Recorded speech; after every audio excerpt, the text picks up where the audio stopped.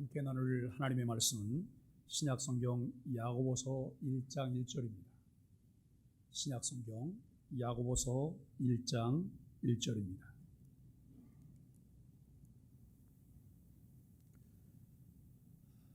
하나님과 주 예수 그리스도의 종 야고보는 흩어져 있는 12지파에게 문안하노라. 아멘. 이 시간에는 에일은 항상 우리 하나님 앞에 준비된 찬양을 드리겠습니다.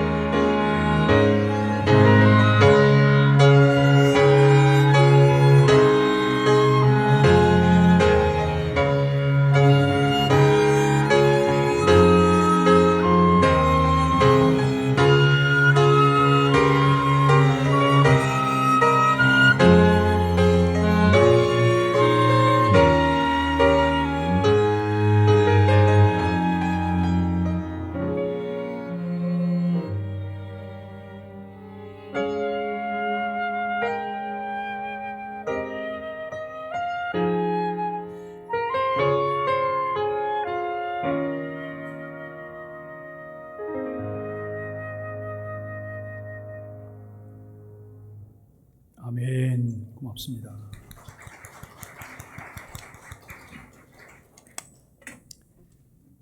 우리는 오늘 야고보서 1장 1절을 통해서 그리스도인은 어떤 사람일까라고 하는 주제로 함께 은혜를 나누기를 원합니다.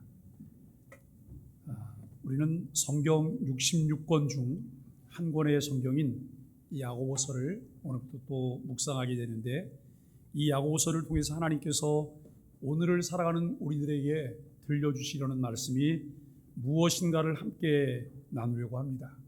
그리스도인의 삶은 하나님의 말씀을 배우며 말씀에 근거하여 우리의 생각을 정리하고 말씀이 가르치는 대로 순종하며 사는 것인데, 그것이 교회의 모습이기도 하다라고 생각하게 됩니다. 교회 공동체는 하나님을 아는 바른 지식을 갖기 위해서 성경을 해석하는 공동체고, 그 말씀에 순종함으로 실천하는 공동체입니다. 바른 교회의 모습과 그 지체인 그리스도인의 모습을 생각하며 야고보서를 통해 우리에게 보여주시려는 성숙한 그리스도인으로 변화해야 할 이유가 무엇인지 함께 배우려고 합니다. 우리가 구원받아 의롭다함을 받는 칭의를 받은 것은 믿음으로 된 것입니다. 이 믿음은 순종의 성격을 가지고 있어서 믿음과 선행이라고 하는 것은 항상 1대1내야 뗄 수 없는 붙어 다니는 불가분리의 관계입니다. 그래서 행함이라는 선행은 믿음으로 구원받은 자에게 당연히 나타나야 할 열매라고 합니다. 이것은 구원받는 하나님의 백성이라면 마땅히 자연스럽게 실천할 일인데 어떤 이들은 공로나 자랑거리나 상으로 생각하지 않는다는 거예요. 이를테면 우리가 교회를 다니면서 어떤 부서에서 헌신을 해요. 어떤 일을 맡아서 우리가 봉사를 해요. 이것이 공로나 자랑거리가 아니라는 거예요. 믿음을 가진 자들이라면, 믿고 구원받은 자들이라면 나를 통해 마땅히 자연스럽게 나타나야 될 것들이다 라고 하는 것을 우리가 생각하게 되어집니다. 야고보서를 함께 묵상하며 온전한 그리스도인으로 성숙한 삶을 살아가며 개인주의적이고 기복적인 신앙에서 벗어나 역사와 사회 앞에 책임을 감당하는 실천적 그리스도인으로, 행동하는 그리스도인으로 살아갈 수 있기를 간절히 바랍니다. 그 이유는 변화와 새 창조의 역사는 그리스도인으로서 분명한 정체성을 가진 사람들을 통해 사명을 감당할 때 이것은 이루어질 수 있기 때문입니다. 오늘 야고보서를 우리가 첫 장을 이제 시작을 해요. 1장 1절을 봤어요. 1장 1절을 봤고 이 야고보서는 5장으로 구성됐고 절수로 말하면 절수가 굉장히 많아요. 몇 번이나 설교를 하게 될까? 제가 쭉 설교 계획을 하다 보니까 약 30회 정도 설교를 하게 될 것 같아요. 그러면 아마 내년 1월 달쯤 이 야고보서가 끝나지 않을까 생각을 하는데 온전한 그리스도인이라고 하는 주제로 말씀을 나누게 됩니다. 믿음과 행함이 함께 이루어지는 점진적 성화로 성장과 변화 역사가 우리 소망의 가족들에게 이루어지게 되기를 간절히 소망해 봅니다. 말씀을 책별로 나눌 때에 이것들을 몇 가지 우리가 참 우리들이 자세히 살펴봐야 될 것들이 있습니다. 그 성경을 기록한 기록자가 누구인가? 그리고 그 기록자가 언제 누구에게 어떤 목적으로 이것을 기록했는지를 아는 것이 성경을 이해하는 데 유익합니다. 그저 내 마음이 허전하니까, 마음이 불안하니까 성경의 어떤 구절을 읽다가 그 구절이 마음에 들어서 이 구절이 마치 안전보장을 해준다고 생각해서 그 구절을 끌어다가 내가 여러분 붙잡고 있다고 해서 내가 원하는 말씀들이 이루어지지 않는다고 하는 거예요. 성경을 기록하게 하시니가 왜 그 성경을 기록하게 하셨는지, 또 그 기록자는 누구를 대상으로 언제 어떤 상황에서 성경을 기록했는지를 먼저 보셔야 돼요. 그리고 몇천 년 후를 살아가는 오늘을 사는 우리에게 그 말씀이 어떤 의미로 전달되고 있을까? 나는 그 말씀에 어떻게 순종해야 할까라고 하는 이런 부분들을 우리가 말씀을 통해 보아야 합니다. 내가 듣고 싶은 말씀을 듣는 것이 아니라 성경이 들려주려고 하는 말씀들을 우리가 들을 수 있는 이 은혜가 있게 되기를 바라고, 그리고 들려주시는 말씀에 우리가 단마음으로 아멘 하면서 순종하고 그리스도인으로 살아갈 수 있게 되기를 간절히 바랍니다.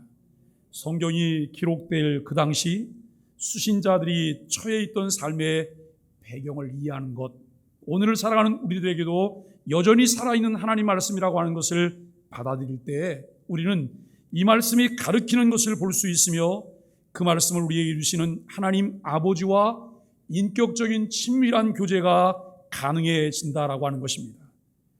야고보서를 기록한 사람은 누굴까? 야고보서를 기록한 사람은 야고보예요. 오늘 1절에 하나님과 주 예수 그리스도의 종 야고보라고 명확하게 말하고 있기 때문입니다. 그런데 성경에는 야고보라고 하는 이름을 가진 사람들이 여러 명이 나오는데 어떤 야고보인지 정확하지 않습니다. 그러나 우리가 여러분 짐작할 수 있고 추론해서 이야기하는 것이기 때문에 부정확할 수도 있습니다. 예수님의 제자 중에는 야고보라고 하는 이름을 사용하는 제자들이 2명이나 나옵니다. 알페오의 아들 야고보, 세베대의 아들 야고보. 예수님을 가장 가까이 따랐던 베드로, 요한, 야고보라고 말할 때 이 야고보는 세베대의 아들 야고보였습니다.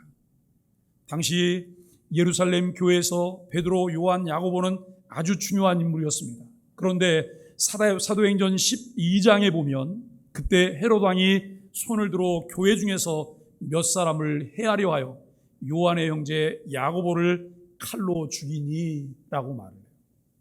그러니까 세베대의 아들 야고보는 순교를 당하게 된 거예요. 이것은 여러분 예수님의 제자 중 한 사람인 야고보가 순교를 당한 사건인데요. 그런데 야고보서는 이 야고보가 순교를 당했을 때가 언제냐면 주 44년이에요. 주 44년. 그런데 이 야고보서는 언제 쓰여졌을 것이라고 이제 보냐면 주 45년에서 48년경으로 이제 봐요.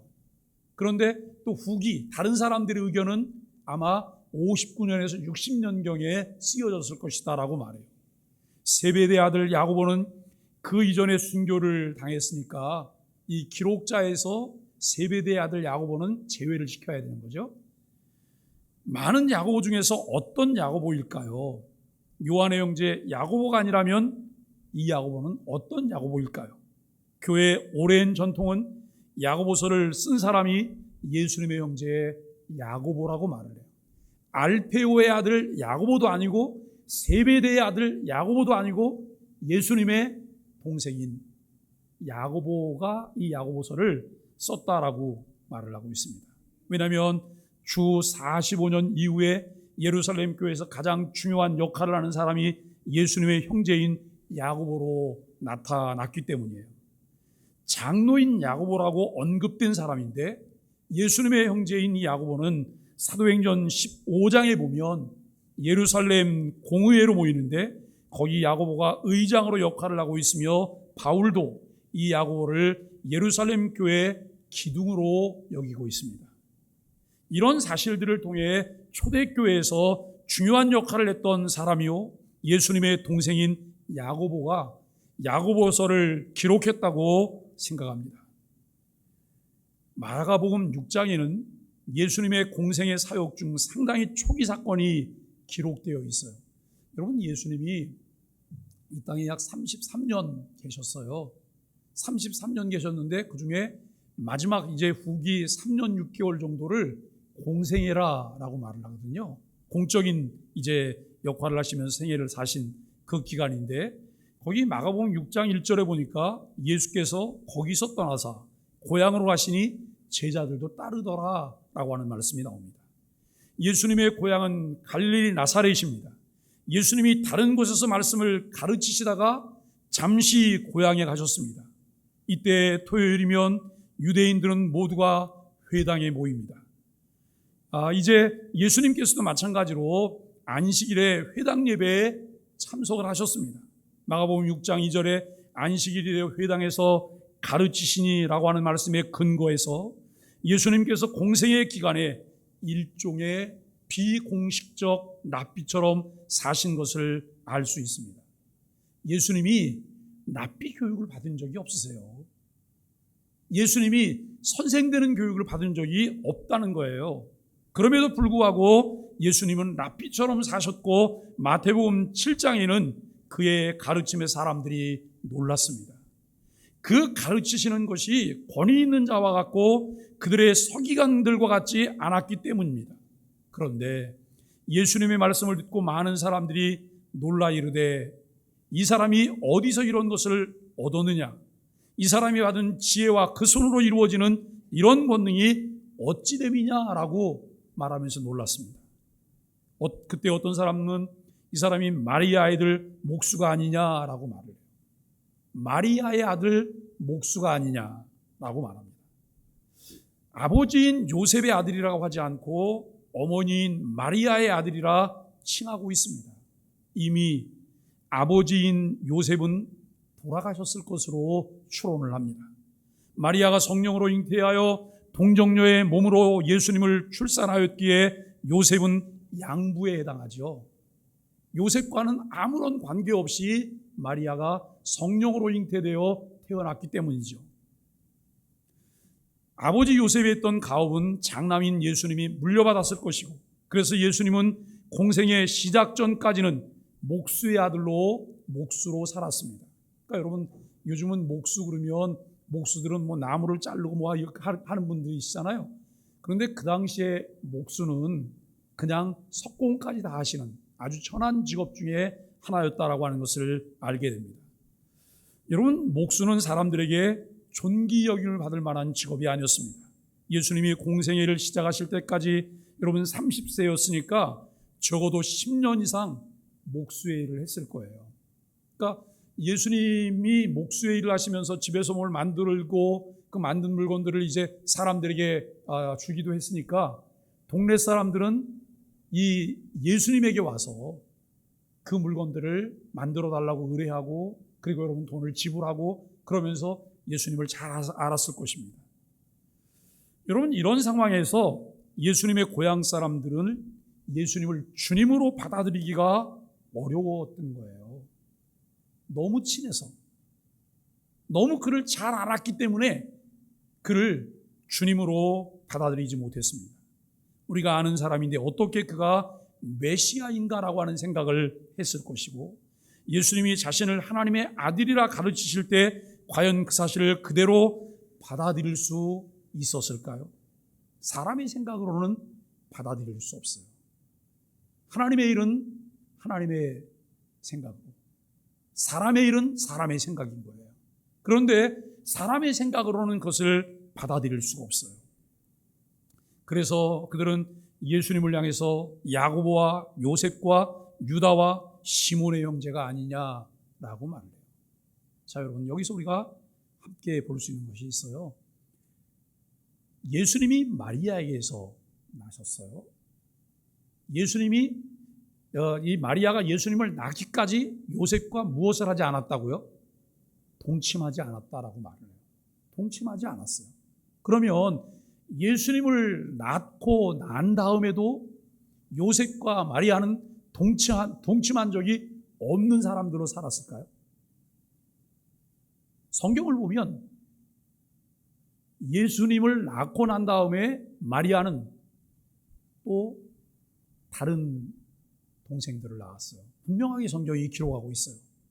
그런데 가톨릭은 이 부분을 다르게 봐요. 예수님은 평생 동정녀로 사셨다는 거예요. 평생 동정녀로 살았기 때문에 아마 여기서 말하는 야고보나 요셉이나 유다나 시몬은 친동생이 아니고 이복이거나 사촌이었을 거라 그래요. 그건 누구 말이에요? 성경이 말하는 게 아니라 가톨릭의 말이에요. 그래서 그들은 지금도 마리아를 신성시해요. 마리아를 신성시하고, 그리고 여러분, 결혼을 하더라도 아이를 낳지 않을 수 있으면 좋고, 이 말은 무슨 말이냐면 성관계를 갖지 않으면 좋고라고 하는 거예요. 또 이 결혼을 하지 않는 것은 더 좋고, 그래서 가톨릭에 보면 신부나 수녀들은 결혼을 하지 않잖아요. 그러나 여러분, 성경적이지 않아요. 우리가 이 부분을 보면서 여기 여러분 참 이 동네 사람들이 봐라, 야곱도 있고 요셉도 있고 그리고 유다와 시몬도 있는 그의 형제가 아니냐, 그의 누이들도 여기 함께 있지 않냐, 그러면서 여러분 예수님을 배척했습니다. 왜 그랬을까요? 예수님을 너무 잘 알고 있기 때문에 그렇습니다. 사랑하는 여러분, 예수님을 잘 알기를 원하십니까? 예수님의 고향 사람들은 예수님을 너무 잘 안다고 생각했기 때문에 예수님을 배척했습니다.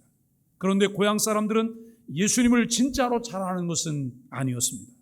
오늘을 살아가는 우리도 스스로 예수님을 잘 안다고 생각하기에 진짜 예수님을 모를 수도 있습니다. 우리가 만나고 믿고 배우고 그 예수님이 진짜 예수님일까요? 예수님은 지금도 살아계시며 우리와 교제하십니다. 예수님이 가르치시는 이 성경이 가르치는 예수님의 상과 우리 머릿속에 있는 예수님의 상을 비교해서 예수님을 정확히 알고 이해하도록 예수님께서 친히 이끌어 가십니다. 예수님의 고향 사람들이 언급했던 예수님의 사형제 중에 한 사람이 야고보입니다. 예수님의 형제들은 예수님의 공생의 사역 초기에 예수님과 어떤 관계성을 갖고 있었을까요? 유대 사회도 우리 사회와 성격이 비슷하니까 맏형인 예수가 이제 어떤 말을 하면 그 말을 동생들이 잘 따랐을 것으로 보입니다. 그런데 예수님이 30세쯤 되어서 공생애를 시작하자마자 문제가 복잡했어요. 아버지는 돌아가시고 홀 어머니와 많은 가족들과 함께 생활하면서 예수님이 목수의 일을 하면서 생계를 유지했어요. 그런데 30세가 되던 어느 날 예수님이 집안일을 돌보지 않고 공생애를 위해 나가셨어요. 마가복음 3장에는 집에 들어가시니 무리가 다시 모임으로 식사할 겨를도 없었다라고 말을 해요. 많은 사람들을 가르치셨고 사람들이 매일 몰려와서 식사할 겨를도 없었다라고 말을 해요. 그런데 더 나아가 다음 구절에서 예수의 친족들이 듣고 그를 붙들러 나오니 이는 그가 미쳤다 하밀러라 그래요. 그러니까 여러분, 예수님 공생의 초기 때 예수님 동생들은 예수님을 어떻게 생각했어요? 미쳤다고 했어요. 미쳤다. 예수님을 하나님의 아들 메시아로 그들이 인정하고 받아들이는 것이 아니라 예수님 미쳤다. 우리 형인데 가족도 다 버리고 집 나가서 지금 저렇게 하고 있다고, 미쳤다고 여러분 그렇게 말을 해요. 여기서 친족이 누군가요? 야고보, 요셉, 시몬의 형제들일 것입니다. 아마도 그 일에 있어서 야고보가 제일 앞장서서 나왔을지도 몰라요. 가르치시며 사역하시는 예수님을 잡으러 왔습니다. 마가복음 3장 32절에 그때 예수님의 어머니와 동생들이 와서 밖에 서서 사람을 보내어 예수를 부르니 라고 말을 해요. 그때 마리아도 함께 왔다고 성경은 말해요. 여러분, 마리아는 예수님을 낳았어요. 천사가 와서 사전에 고지도 다 했어요. 그가 보통 사람이 아니고 메시아로 오실 구원자라는 사실을 알고 있어요. 그럼에도 불구하고 이 예수를 붙잡으러 오는데 어머니 마리아도 함께 왔다는 거예요. 그러니까 여러분, 그 형제들이 가지고 있는 생각에 어머니도 동조했을 가능성이 많다고 하는 생각을 해보게 돼요. 우리가 예수를 둘러앉았다가 여짜오되 보소서 당신의 어머니와 동생들과 누이들이 밖에서 찾나이다. 이때 예수님이 이렇게 말했어요. 누가 내 어머니며 동생들이냐? 누가 내 어머니며 동생들이냐? 예수님이 공생애를 시작하기 전까지는 요셉 가문에, 마리아의 가문에 여러분 한 자녀로서 가정에서의 그의 책임과 역할을 다했어요. 늘 가족들과 연대했어요. 그러나 이제 공적인 생애가 시작되어지며 그는 단순히 마리아 가문의 자녀가 아니었어요. 이 야고보와 요셉과 시몬, 그들의 단순한 형제가 아니었다라고 하는 것을 알게 돼요. 예수님의 이 말씀이 친족들이 무척 섭섭해할 만한 말씀이에요. 사랑하는 여러분, 오늘 우리는 공사 구분이 분명해져야 돼요. 공사 구분을 하지 못하면 그것 때문에 낭패를 보게 되는 경우들이 너무나 많이 있다라고 하는 것을 알게 돼요. 이것을 극복해야만 예수님과 제대로 된 관계를 맺을 수 있습니다. 이 사건 당시만 해도 예수님의 동생인 야고보는 예수님을 믿는 사람도 예수님을 따르는 사람도 아니었습니다. 예수님의 그런 이야기를 들으면서 우리 형님이 진짜 미쳤구나 생각했을 수도 있다는 말씀입니다. 야고보가 야고보서를 기록하며 1절에서 하나님과 주 예수 그리스도의 종 야고보라고 말합니다. 야고보는 예수님을 믿는 사람으로서 이 편지를 쓰고 있는 거예요. 예수님이 공생애를 시작하셨을 그 당시와 이 서신을 기록하고 있는 여러분 주 약 45년, 46년경 이때 야고보에게 나타난 변화가 무엇입니까? 예수 그리스도를 믿는 사람이 되었다는 것이죠. 예수님은 우리가 지금까지 기다려왔던 메시아고 나는 그분의 종이다라고 하는 표현을 야고보가 하고 있습니다.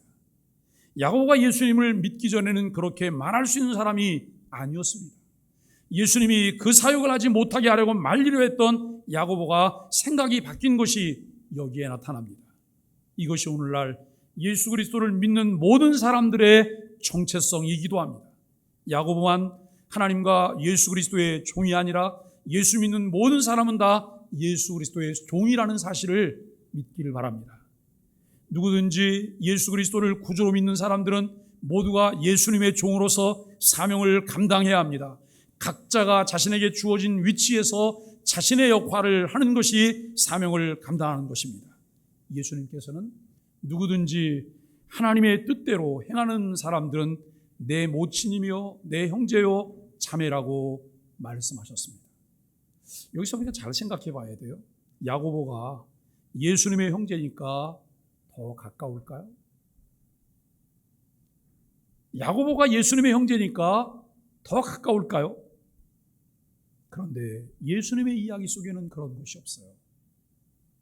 우리가 사회에서 일반적으로 가족 친지니까 훨씬 더 가깝게 느껴지고 모든 것을 공유하니까 교회 안에까지 와서도 여러분 그렇게 하세요? 이것은 낭패예요. 이것은 낭패입니다. 예수님의 이야기 속에는 그런 것이 없어요. 모든 사람이 정말 형제와 자매로서 하나님 앞에 있는 것이고 여기 있는 것이 그렇게 여기는 것이 우리들의 정체성이에요. 무엇보다 중요한 것은 내 아버지의 뜻대로 행하는 거예요. 여전히 사람의 생각으로 사람의 방법으로 늘 우리가 무엇을 한다면 하나님의 나라를 이룰 수가 없습니다. 이 편지는 누구에게 쓰고 있을까요? 오늘 본문은 흩어져 있는 12지파에게 문안하노라 라고 말을 해요. 12지파라고 하면 이스라엘의 12지파가 생각이 납니다. 그래서 유대인들을 대상으로 이 글을 쓰고 있다고 생각합니다. 그런데 유대인들 가운데 예수님을 믿는 사람들이 대상입니다. 1차 독자들은 유대인들 중에 그리스도인들이고 시간이 지나면서 이방인 그리스도인들이 2차 독자가 되었습니다. 구약시대의 이스라엘 백성들은 하나님의 백성들이었습니다. 그런데 신약시대의 하나님의 백성들이 새롭게 되었습니다. 옛날 이스라엘 백성들이 자기 역할을 제대로 못했기에 하나님은 예수 그리스도의 사역과 성령의 사역으로 하나님의 백성을 새롭게 하셨습니다. 그래서 여기에 유대인이 아닌 이방인들이 포함되었고 저와 여러분들이 함께 예배당에 나와서 예배하며 교회 되어줄 수 있었다라고 하는 것입니다. 이제 우리가 하나님의 백성으로 여러분 확대된 사람들이 되었습니다. 이것이 여기서 말하는 흩어진 12지파라고 하는 말의 궁극적인 의미라고 여겨야 합니다. 그리스도인은 어떤 사람일까요? 우리는 예수 그리스도의 종이라고 했습니다. 예수 그리스도를 구주로 믿고 고백하여 값으로 산 것이 된 하나님의 종들입니다. 그런데 이 종인 사람들은 동시에 흩어져 있는 하나님의 백성, 곧 흩어져 있는 12지파입니다. 여기 흩어져 있다는 말은 당시 지중해 연안에 흩어져 있더니라고 하는 의미였습니다. 그렇다면 오늘을 사는 우리들에게는 어떤 의미일까요? 우리는 예배드리는 날이면 모입니다. 삼위 하나님께 경배하고 하나님 말씀을 배우기 위해서 모입니다. 우리는 예배당에 모입니다. 여기서 말하는 우리는 교회를 말합니다. 바로 우리가 교회라는 거예요. 여러분, 여기가 교회가 아니고 여기는 뭐예요? 예배당. 여기는 예배당이에요. 교회는 저와 여러분이 교회예요. 그 사실을 믿으세요? 예수 그리스도를 주로 믿고 고백하는 사람들이 교회입니다. 그래서 우리는 모였을 때만 교회가 아니라 흩어져 있을 때도 교회입니다. 교회를 튼튼하게 만들려고 하면 어떻게 해야 할까요? 주일은 물론이고 월요일부터 토요일까지 하나님의 백성답게 잘 살아가고 하나님의 뜻을 이루어 나갈 때 우리 교회를 튼튼하게 할 수가 있습니다. 그저 교회 모이는 공적인 예배 나왔다고 우리를 소망의 교회라고 말하지 마세요. 우리는 흩어져서도 매일매일 하나님 말씀에 순종하며 삶의 예배를 통해 주께 예배하는 교회입니다라고 고백하실 수 있어야 합니다. 교회를 약하게 만드는 방법도 있어요. 그것은 우리가 모였을 때만 교회라고 생각하고 나머지 흩어져서 있을 때에는 잊어버리고 사는 거예요. 우리는 모였을 때뿐만 아니라 흩어져서도 일상생활 중에도 듣고 배운 바를 바르게 실천해 나갈 수 있어야 합니다. 그것이 흩어져 있는 하나님의 백성이요 교회입니다. 우리가 흩어져서 각자에게 주어진 고유의 일을 할 때 하나님의 일로 그 일을 감당해야 합니다. 여러분, 하나님의 일은 어떤 걸까 한번 생각해 보세요. 하나님의 일은 어떤 걸까? 아이가 태어났어요. 아이가 태어나면 아이의 일이 뭐예요? 아이의 일은 먹는 거, 자는 거, 싸는 거, 우는 거. 이게 아이의 일이에요. 여러분, 이 일이 하나님의 일일까요? 사람의 일일까요? 하나님의 일로 그 일을 해야 되는 거예요. 하나님이 주신 일인 거예요. 이 장로님, 집에 가시면 혹시 설거지 가끔 하세요? 자주. 이 장로님 설거지 자주 하신대. 고하늘 집사님 집에서 설거지 자주 하시죠? 제가 지금 설거지 자주 하실 것 같은 분만 좀 물어보는 거예요. 백전우사님 집에서 설거지 자주 하죠? 김지훈 사모님도 설거지 자주 하시죠? 우리가 여러분, 설거지하는 게 사람 일이에요? 하나님의 일이에요? 우리에게는 우리도 모르게 이원론적인 사고가 생겼어요. 이것은 영적인 일, 이것은 육의 일. 하나님의 자녀로서 하나님이 주신 세계 속에서 내가 하나님이 주신 마음으로 일을 감당하는 모든 것들이 하나님의 일 아닐까요? 모든 것이 하나님의 일이잖아요. 그런 자세로 우리가 여러분 하나님의 일들을 감당하는 사람들이 되어야 합니다. 우리들에게 하나님의 일과 나의 일이 따로 분리되어 있지 않다는 말이죠. 나의 모든 일이 정상적으로 이루어질 때 그것이 하나님의 일이에요. 우리 자신들이 내게 주어진 생활 터전에서 하나님의 백성답게 제대로 일을 하면 교회가 세워져요. 반대로 시간을 낭비하고 사람들의 눈치를 보면서 내 마음대로 살면 결국 교회가 망가집니다. 모든 일을 하나님의 일답게 잘 감당하는 것이 교회인 우리들이 감당해야 될 사명입니다. 교회를 파괴하는 두 가지 방식이 있어요. 하나는 내 삶을 열심히 살지 않는 것이 교회를 파괴하는 것이고, 다른 하나는 열심히 살되 주님 뜻대로 하지 않는 것이 교회를 파괴하는 것입니다. 주님이 주신 의도대로 이 주님의 뜻을 이루는 방식대로 내 삶을 사는 그것이 우리의 삶을 경건하게 하는 삶이라고 하는 것을 생각합니다. 야고보서를 함께 묵상하기 시작하면서 우리가 힘써야 할 것 두 가지가 있습니다. 하나는 이렇게 모여서 하나님을 경외하는 마음으로 예배하며 하나님의 뜻을 잘 배우는 것입니다. 매일 소망의 아침 묵상을 통해서 하나님 말씀의 원칙이 어떤 것인지를 배우지 않으면 주님의 뜻을 이룰 수 없습니다. 다른 하나는 우리가 배운 대로 살아갈 힘과 지혜를 주시도록 날마다 열심히 기도해야 합니다. 말씀을 기억하며 그 말씀대로 살아가는 것이 우리의 힘으로 되는 것이 아니기 때문입니다. 교회 공동체와 그 안에 모든 그리스도인들과 지체의식을 가질 때 우리는 하나님의 뜻을 제대로 이루어가는 그리스도인으로 살아갈 수 있습니다.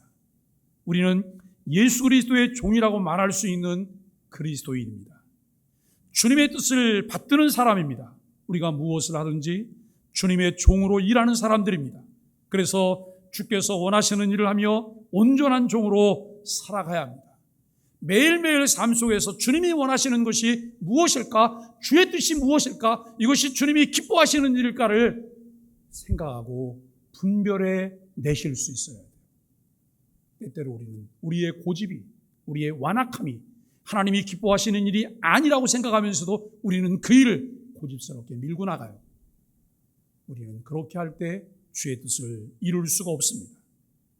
여러분, 우리는 하나님의 뜻을 받들어 살아가는 사람들로 살아갈 때 예수님께서 나의 형제요 나의 자매라고 말씀하십니다. 사랑하는 소망의 가족 여러분, 주의 뜻을 행하면서 주의 형제와 자매로 살며 그런 사람들이 세상에 흩어져서 교회의 일을 합니다. 모여있을 때 모여있는 교회라는 말을 사용할 수 있다면 흩어져 있을 때 흩어져 있는 교회라는 말을 사용할 수 있습니다. 성경은 우리가 교회라고 말합니다. 우리는 하나님의 백성이라는 정체성을 가지고 모였을 때에도 주의 종이고 흩어져서 여러 가지 일을 할 때에도 교회로서 일을 감당하는 주의 종으로서 교회들입니다. 야고보서를 묵상하며 온전한 그리스도인으로 성숙하며 새롭게 변화하게 되기를 예수 그리스도 이름으로 간절히 축복합니다.